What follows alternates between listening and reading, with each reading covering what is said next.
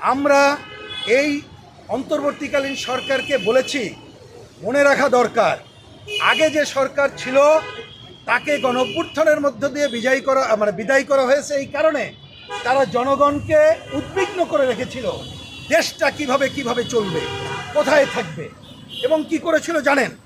আমরা বলেছি এই সরকার যেন জনগণকে এ ধরনের উদ্বিগ্ন না করে, কিন্তু ইতিমধ্যে 2 মাসে আমরা দেখতে পেলাম জিনিসপত্রের দাম ভয়াবহ, আইন শৃঙ্খলা পরিস্থিতির অবনতি এখনো রোধ হয়নি। আমরা বলেছি এটাকে প্রথমে জরুরি কর্তব্য হিসাবে নিতে হবে, কারণ জনগণ যদি আশাহত হয় তাহলে কোনো ভালো কাজ বা সংস্কারের কথা জনগণ শুনবে না। এ ব্যাপারে ভূমিকা নিতে বলেছি। আমরা বলেছি আইন শৃঙ্খলা পরিস্থিতি এখনো স্বাভাবিক হয়নি।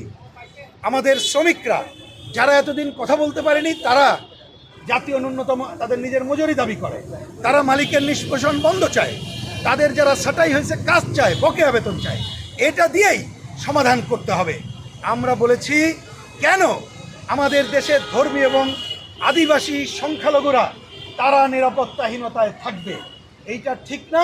সুতরাং আমরা বলেছি একটা সম্প্রীতির আবহাওয়া তৈরি করে আগামী দিনে ধর্মীয় যে সংখ্যালঘুদের যে পূজা উৎসব আছে এবং আদিবাসীদের যে সমস্যাগুলো আছে সেটার সমাধানের দিকে নজর দিতে হবে। এর বাইরে আমরা বলেছি আজকে যে সংস্কারের কথা বলা হচ্ছে, আমরা পরিষ্কার করে বলেছি এই সরকারের সব সংস্কার করার দায়িত্ব এই সরকারের না। বিভিন্ন যে সংস্কারের 6টি কমিটি করেছি, আমরা ধন্যবাদ জানিয়ে বলেছি এর মধ্যে প্রধান হবে নির্বাচন ব্যবস্থার সংস্কার, এবং সেটা আজকে থেকেই রাজনৈতিক দল সহ বিভিন্ন দলের সাথে ব্যক্তিবর্গের সাথে কথা বলে পূর্ণাঙ্গ সংস্কার করে একটা নির্বাচন কবে হবে এই রেডম্যাপ ঘোষণা করতে হবে।